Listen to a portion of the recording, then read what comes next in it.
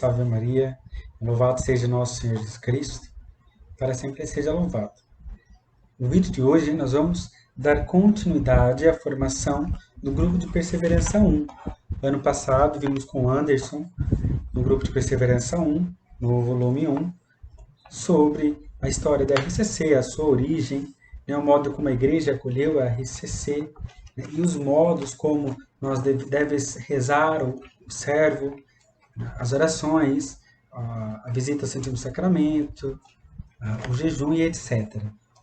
Hoje, dando continuidade, nós vamos estudar ainda neste mesmo volume sobre o creio, que é a nossa oração, a nossa profissão de fé, que rezamos todo domingo na missa, bem como também depois sobre a bioética, tratando-se mais sobre o aborto, a eutanásia, etc. Esse último tema da bioética vai ser presencial, enquanto que esta formação do credo ele vai estar em 6 aulas. Em curto tempo para a gente dar continuidade. Então, a fim de começar, vamos rezar, pedindo ao Espírito Santo a graça de compreendermos melhor a nossa fé, para que, conhecendo, possamos amá-lo cada vez mais. Em nome do Pai, do Filho e do Espírito Santo. Amém. Vinde, Espírito Santo, enchei os corações dos vossos fiéis e acendei neles o fogo do vosso amor. Enviai o vosso Espírito e tudo será criado, e renovareis a face da terra. Oremos. Ó Deus, que instruíste os corações dos vossos fiéis com luz do Espírito Santo, fazer que apreciemos certamente todas as coisas, segundo o mesmo Espírito, e gozemos sempre da sua consolação. Por Cristo Senhor nosso. Amém. Nossa Senhora de Pentecostes, rogai por nós. Antes mesmo de entrarmos no assunto sobre o credo em si, é necessário compreendermos por que é preciso crer. E crer aqui não é o sentido do crer, eu creio porque eu acho que o meu pensamento se alinha com o pensamento da igreja. Eu creio porque eu acho que é o melhor a se crer.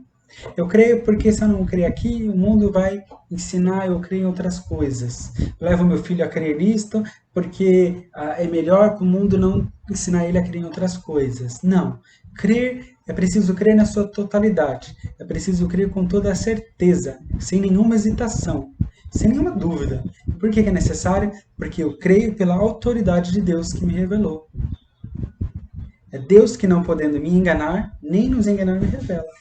E a igreja nos propõe a crer nisso. Por isso que eu creio.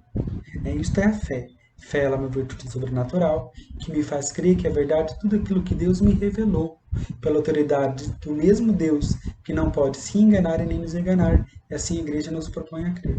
Então, primeiramente, eu creio com toda certeza. E aqui é a fé com toda a integridade, pela autoridade de Deus. Porque a fé é íntegra. A fé não é 99%. Eu não creio 99% nisso e 1% Nossa Senhora não foi assunta, não é virgem, não. Eu acho que Nosso Senhor não ascendeu aos céus, não. A fé, ela é 100% íntegra. 99% já não é mais fé. Se eu creio não creio que eu rezo. Se eu deixo de crer em um ponto, eu perdi a fé. E é o perigo. Mas isso significa que, por exemplo, talvez você esteja passando por uma crise de fé. Talvez você tenha duvidado hoje da existência de Deus. Isso significa necessariamente que você perdeu a fé? Não. Pode ser talvez que falte algum aprofundamento no catecismo. Sobretudo é necessário rezar a Deus pedindo para que aumente a sua fé. Então veja, é verdade que a fé é íntegra, mas a nossa fé ela pode ser aumentada ou diminuída. Não diz respeito a esse ponto, já que ela é íntegra, mas diz respeito àquilo que nós cremos no nosso dia a dia, enquanto que um milagre, uma conversão que é necessária na minha vida, alguma aparição em algum lugar de Nossa Senhora ou de algum anjo santo, ou deixo até mesmo em crer em Nosso Senhor Jesus Cristo, eu tenho mais fé que ele pode rezar tal milagre, eu tenho talvez não tanta fé que ele possa agir desse modo, mas a fé nesse sentido ela é aumentada, por isso que nós devemos rezar: Senhor, aumentai a minha fé. Sobretudo quando estivermos na fila de comunhão: Senhor, aumentai a minha fé. Então eu creio pela autoridade de Deus, e creio porque a igreja me propõe a crer. Deus revelou aos apóstolos, Nosso Senhor Cristo revelou aos apóstolos, e os apóstolos transmitiu. Ele fundou a igreja, e a igreja é quem nos propõe a crer nisso. E se ela nos propõe a crer nisso, é porque estes artigos são o alicerce da nossa fé. O que significa que, sendo a rocha firme o próprio Cristo, esse é o alicerce que vai nos construir esse edifício. Ou seja, é por esse mesmo edifício que nós nos tornamos igrejas. é que eu e você somos igreja, eu e você somos de Cristo, eu e você fazemos parte do corpo de Cristo. Por isso, é o alicerce da nossa fé. E sendo ela o alicerce da nossa fé, ela é viva. Viva no sentido de que eu vivo ela no meu dia a dia. Viva porque eu a vivo na minha casa, na rua, na escola, no meu trabalho. Vivo porque o homem ele é justificado pela fé. E nós devemos justificar isso todos os dias. E justificamos professando isso, não simplesmente na missa, mas diariamente, constantemente. Eu creio em Deus, Pai Todo-Poderoso. Eu creio na Virgem, eu creio na vida eterna, eu creio nos santos, eu creio nos infernos. Então eu creio em tudo. Creio que o Senhor me salvou. Então a fé é viva. Porque Deus não pode me enganar, também não pode se enganar. E creio também aqui não no sentido de quando eu rezo o credo, que é o símbolo dos apóstolos, o creio como um símbolo. Rezar o creio não é um símbolo, como o símbolo dos apóstolos. Porque, imaginemos, esta caneta. Imagina que esta caneta aqui, meu tataravô era um escritor. Então, meu tataravô tinha essa caneta que deu para o meu bisavô, e deu para o meu avô, e deu para o meu pai me deu esta caneta. Então, esta caneta, ela simboliza tudo aquilo que meu tataravô escreveu. Tudo aquilo que ele viveu nas suas experiências, tudo aquilo que meu bisavô viveu, meu bisavô guardou tudo aquilo que meu tataravô escreveu, e assim por diante. Então, essa caneta torna-se símbolo de uma vida passada, torna símbolo de alguém que dedicou a escrever sobre suas experiências de vida. Talvez nós possamos considerar que o creio seja essa experiência, esse símbolo que vai fazer um Cristo que viveu no passado, de que viveu, testemunhou, fez milagres, mas que hoje é apenas um símbolo. Não. Símbolo dos apóstolos para nós, deve se tornar claro, é o sinal, ou seja, aquilo que nos distingue enquanto cristãos, distingue a mim dos outros. É a marca, é o sinal vivo da minha fé, é o sinal que eu professo, é a profissão perfeita da minha fé, o símbolo do cristão. E por que ela é esse sinal? É muito importante, voltando à história, que os cristãos sempre foram perseguidos, e até hoje é. Né? Antes, no começo da igreja, demasiado, muito perseguidos, eles, para fugirem, se esconderem e para fazer-se ser reconhecido por outros cristãos, quando fugiam dos hereges, perguntavam: você é herege ou cristão? Então, se você é cristão, diz qual é a senha. E o creio era esta senha que marcava, que simbolizava, era o sinal de identificação, identificava o cristão. Então, o credo é o sinal que nos identifica quanto cristão, quanto católicos. Por que ela nos simboliza? Porque ela é o resumo das verdades da nossa fé. E ela é o resumo porque ela tem tudo o que eu devo ter. Toda a verdade católica está no resumo desta fé. E a sua origem, ela se deu nos apóstolos. É o nosso Senhor que revelou. E os apóstolos, vai dizer a tradição da igreja, nos ensina isso, que os apóstolos, antes de se dispersarem para o mundo, foi necessário que eles se reunissem. Os apóstolos, os padres da igreja nos ensinam isso, que eles se reuniram e colocaram ali as verdades da nossa fé, para que possa cada um levar aquelas verdades aos lugares, para que não viesse a se perder ou criar-se novas novidades na igreja. Há uma tradição ainda da igreja, isso não é dogma que eu vou falar agora, de fé, é que como os credos ele é dividido em 12, cada apóstolo rezou uma profissão de fé. Então imagine se na Santa Ceia os apóstolos se unidos ali ao redor de Cristo, ou até mesmo ali no cenáculo, da forma que você quiser imaginar, e São Pedro junto, imagina Nossa Senhora ali também presente, e São Pedro levanta, inspirado pelo Espírito Santo: creio em Deus Pai Todo-Poderoso, Criador do céu e da terra. E ali São João, e em Jesus Cristo, seu único Filho, nosso Senhor, que foi concebido pelo poder do Espírito Santo, e assim por diante. É claro, essa é uma forma toda bonita de separar os 12 artigos, né? Diz a tradição, isso não pode ser verdade, não, mas isso não vai alterar aquilo que nós cremos, mas é importante entender aqui que o creio ele se dá nessa simples divisão. Né? São 12 artigos, são essas as 12 colunas da igreja, nós podemos dizer, são essas 12 colunas, esses 12 fios condutor, mas elas também dividem-se em 3 partes. Né, tratativas, posso dizer, são as 3 tratativas do credo. A primeira ela vai tratar da primeira pessoa divina, o Pai, e da obra da criação. Por isso disse Pai, assim como o Pai é aquele que sustenta, que governa a casa, né, ele que Deus criou todas as coisas, nós a chamamos de Pai. A segunda parte do credo ele vai tratar da segunda pessoa divina e do mistério da redenção, o Filho. Deus enviou o Filho para nos salvar, e por isso é o Filho, e porque ele nos remiu. E a terceira parte vai tratar da terceira pessoa divina, que é o Espírito Santo, e da fonte que ele que é, perdão, ele que é a fonte e princípio da santificação. O Espírito Santo, ele que veio e foi enviado por Cristo para santificar a nós homens, santificar os apóstolos, santificar a igreja. Então o credo ele vai se dividir nesta parte. Então o credo ele contém tudo aquilo que nós precisamos crer. E agora vamos então entrar de fato no credo, para que possamos estudarmos ele de uma forma talvez não tanto aprofundada como gostaria, mas para que possa ficar mais claro em nós quando nós rezamos a partir de hoje na missa, na oração do dia a dia, na nossa casa, não rezo só na missa, mas todos os dias, compreendemos um pouco mais, temos mais certeza daquilo que nós cremos. Creio em só Deus, Pai Todo-Poderoso, Criador do céu e da terra, das coisas visíveis e invisíveis. Muito embora eu disse a vocês o credo niceno-constantinopolitano, nós vamos estudar o creio que nós rezamos na missa. Né? Há alguma diferença nesse creio? Né? O importante aqui também é se fazer entender que o credo, ele, ao longo do tempo, ele sofreu algumas explicitações. Ou seja, não foi uma alteração, uma modificação. É importante ressaltar que a igreja ela sempre foi perseguida, como eu disse. Mas a igreja ela também sempre teve heresias. Então, dentro da própria igreja, padres e bispos foram hereges. E foi necessária a autoridade da igreja, do magistério infalível da igreja, explicar melhor o creio. Enquanto uns criam, será que Nosso Senhor é Deus mesmo? Ele é Filho de Deus? Foi necessário os concílios para que pudesse explicar isso. Né? Deus de Deus, né? Luz da luz, né? Deus de Deus verdadeiro, gerado, não criado, consubstancial ao Pai, foram essas explicitações do creio, que foi necessário ao longo dos concílios. Por isso os concílios foram muito importantes para a igreja, porque eles que foram explicitando o credo. Mas independente do credo que eu rezo, seja esse maior, seja o creio, seja o de Santo Atanásio, é importante entender que todos é um só, é o mesmo creio. Foi explicado, mas não foi alterado. Então, primeiro mistério, creio em Deus. Eu creio. Nós vimos que crer aqui é crer na sua totalidade. É a fé. Eu creio com toda certeza, sem nenhuma dúvida. Eu creio em Deus. Mas quem é Deus? O que é Deus? Deus, ele é por Espírito. Sim, Deus é a minha vida, Deus é a minha alegria, Deus é a fonte da vida, Deus é o ágape, Deus é a misericórdia, Deus é a justiça, é a verdade. Mas Deus, ele é, primeiramente, devemos compreender, como nos ensina a igreja, Deus é por Espírito. Ou seja, em Deus não há forma, em Deus não há matéria. Se nós tentamos imaginar um Espírito agora, tentamos imaginar Deus. Você agora, ao tentar imaginar Deus num Espírito, você já não está imaginando mais Deus, você está imaginando outra coisa, porque Deus não tem forma.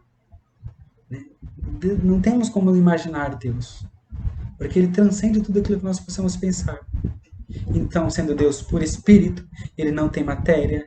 Deus, ele não tem boca, ele não tem olhos, ele não fala, e ele não falando, não tendo boca, não tem mão, Deus não é sensível. Eu não sinto a Deus. E aí o que isso significa?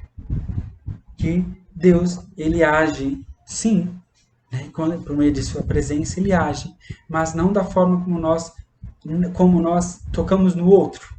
Então, quando nós estamos num grupo de oração, ela significa que quando eu estou lá, eu sinto um raio dentro de mim, ou eu sinto um fervor, algo, um desejo, um toque, né, umas coisas arrepiantes, extraordinárias, físicas, que eu sinto isso, não é Deus, meu caro irmão. Não é Deus diretamente. Deus pode sim usar da nossa condição humana, das coisas sensíveis em nós, para se revelar a nós de certa forma, para se manifestar em nós. Exemplo disso é o próprio São Felipe Neri. São Felipe Neri é um homem de grandes dons. Certa vez, vai dizer a história de São Felipe Neri, que ele, estando levitando, assim, as pessoas presenciando, o Espírito Santo desceu sobre São Felipe Neri, a ponto de que toda a igreja fosse... rachasse, quebrando ali algumas colunas do próprio São Felipe Neri. Então, ou seja, a gente vê uma ação divina, sobre o físico do próprio São Felipe Neri. Ora, a ação física no próprio São Felipe Neri. Então, veja, né? Houve ali uma ação do Espírito Santo, né, no próprio São Felipe Neri, mas Deus é por Espírito, ele não tem mão. Então Deus age de uma forma que nós não podemos compreender, é verdade. Desse modo não tem como eu explicar a situação, porque ela é incompreensível a nós. Mas eu devo ter claro que o fato de eu sentir algo não é Deus diretamente. Deus pode usar-se desse sentir alguma coisa, talvez no momento que eu esteja rezando, talvez emotivo por aquilo, né, por aquela canção, talvez emotiva, por aquela fala que de certo modo abriu meu coração. Deus ele vai usar-se destas coisas para agir em mim. Mas não que estas coisas, esta emotividade, né, este raio seja Deus, porque Deus é por Espírito. Nós devemos ter claro isso em nós. Isso é nossa fé. Fora disso não é católico. Então Deus ele sendo por Espírito, ele sendo não sensível, Deus ele é simples. O que significa? Que Deus ele não que ele é humilde, que ele é pobrezinho? Não nesse sentido. Deus ele não é composto. E aqui a gente trata um pouco da filosofia, né? E da teologia, obviamente. Aristóteles quem vai nos ensinar sobre ato e potência. E é Santo Tomás que vai nos ensinar que Deus ele não tem ato e potência, Deus é ato puro. Nossa, Alex, ato e potência, ato puro, mas o que é isso? Eu vou explicar de uma forma para ficar bem claro a vocês, para ficar bem fácil o entendimento. Imagine uma semente. Uma semente, enquanto semente, ela por si só ela é completa, porque ela é uma semente, ela tem tudo, ela se torna uma semente. Então, por si só, ela é ato. Mas enquanto ato, ela, pelos fatores externos, pela chuva, pela terra, pelo ar, por tudo aquilo que acontece ao exterior nela e dentro dela, ela tem uma potência de se tornar uma árvore. Potencial de se tornar uma árvore. Então ela vai e cresce e se torna uma árvore. Agora vejamos a árvore. A árvore, por si só, ela também é completa. Ela está pronta, feita. A gente vê, é uma árvore tal como ela é. Eu digo árvore porque ela existe, ela está na minha frente. Então ela é ato. Mas ela também, enquanto ato, ela tem a potência de dar frutos. Seja também pelos fatores externos. Mas e a árvore que não tem frutos? Ela também tem a potência. Na mão do homem, ela tem a potência de se tornar em madeira. E a madeira tem a potência de se tornar um lápis.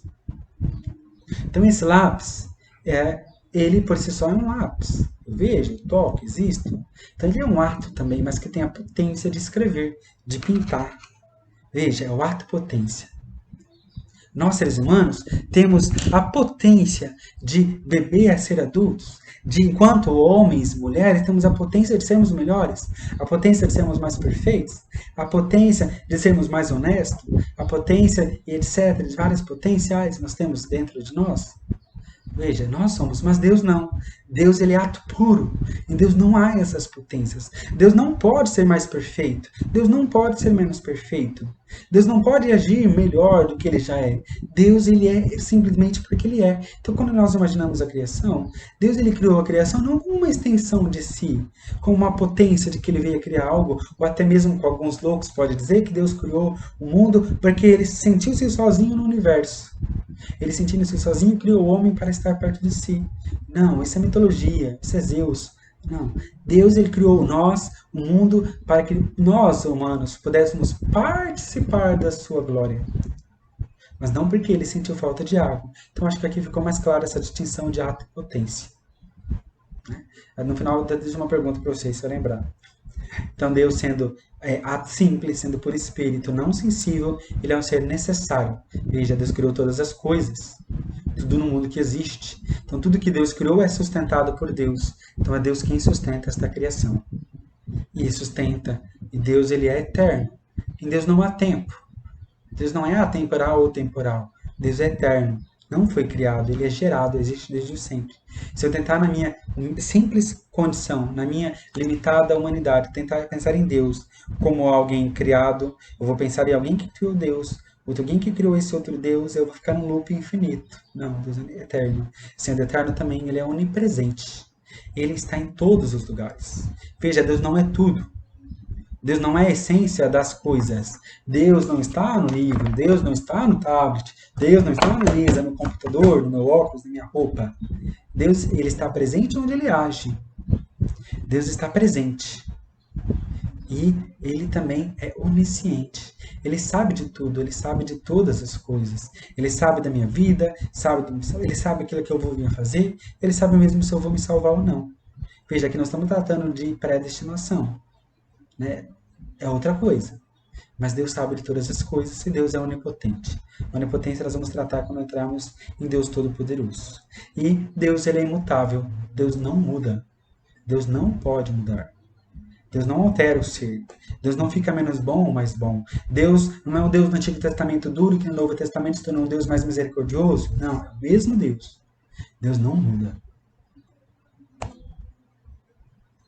E cremos em Deus, Criador de todas as coisas. Eu creio em Deus Pai Todo-Poderoso. Eu creio em Deus Pai Todo-Poderoso. Ele é Pai. Aqui nós vamos deixar isso para quando formos tratarmos da Santíssima Trindade. Todo-Poderoso. Deus é onipotente. Deus tudo pode, e a gente sabe disso, a gente reza todos os dias. Para Deus nada é impossível, exceto duas coisas Deus não pode fazer. Deus não pode fazer o mal. Deus é inacessível ao mal. E aqui é o mal moral, ou seja, Deus não pode pecar. Deus não pode pecar porque pecar é condição de quem é imperfeito. Deus, sendo perfeitíssimo, é inacessível ao pecado. Nós pecamos, porque nós somos imperfeitos, obviamente. E Deus também não pode fazer aquilo que é lógico, aquilo que é racional.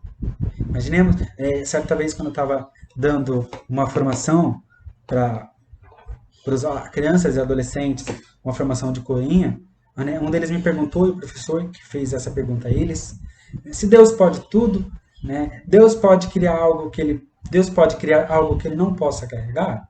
Veja essa pergunta, quanto que ela é uma pergunta besta, mas para uma criança ela se torna tanto perigosa.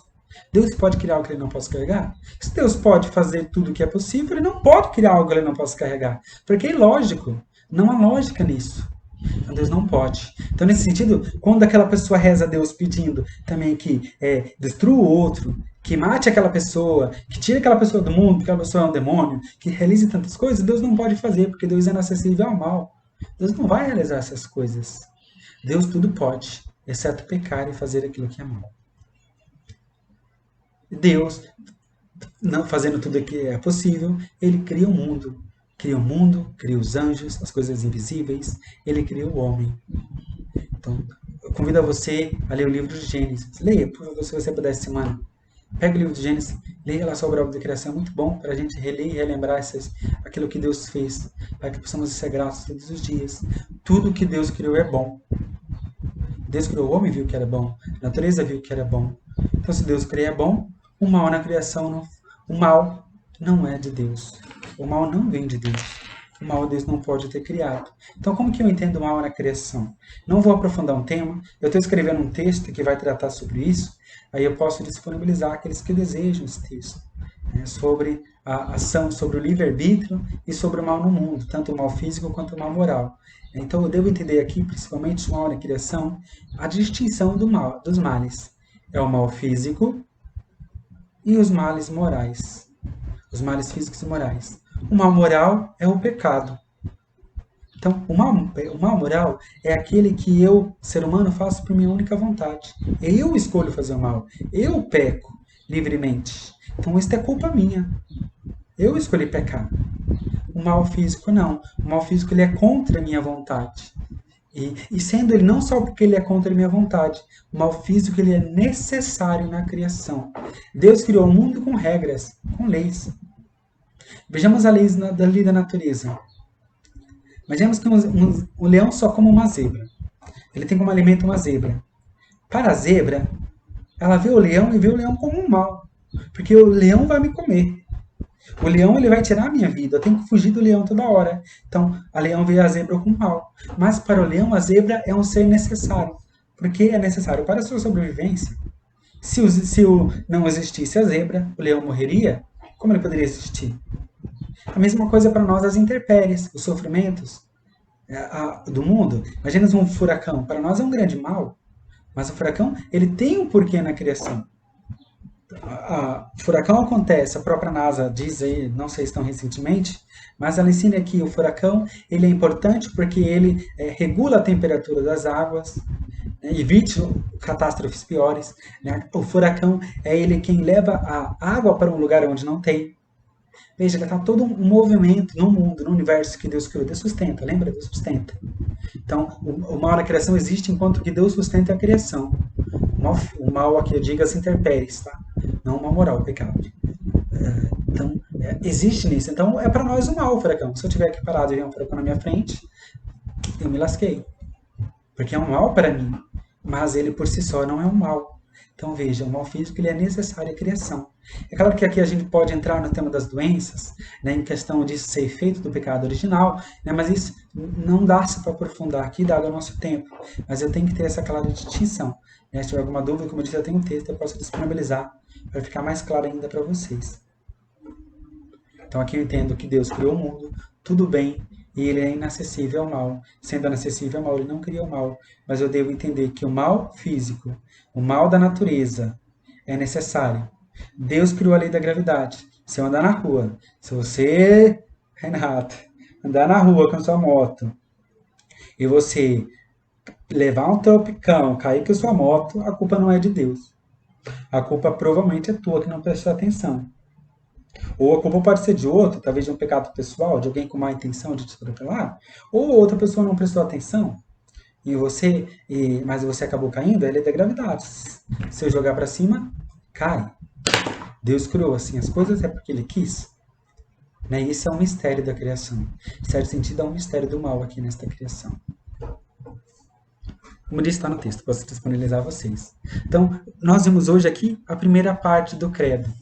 Creio em Deus Pai, Criador de todas as coisas visíveis e invisíveis. Poderíamos aqui destacar a Santíssima Trindade, mas eu vou fazer um vídeo só sobre a Santíssima Trindade, para que a gente possa compreender alguns desse mistério que é um tanto mais difícil.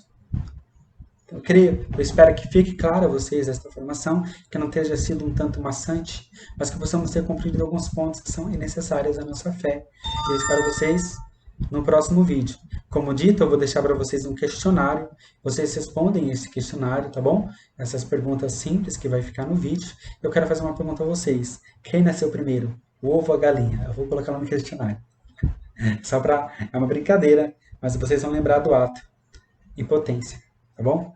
Salve Maria. Deus nos abençoe. Em nome do Pai, do Filho e do Espírito Santo. Amém.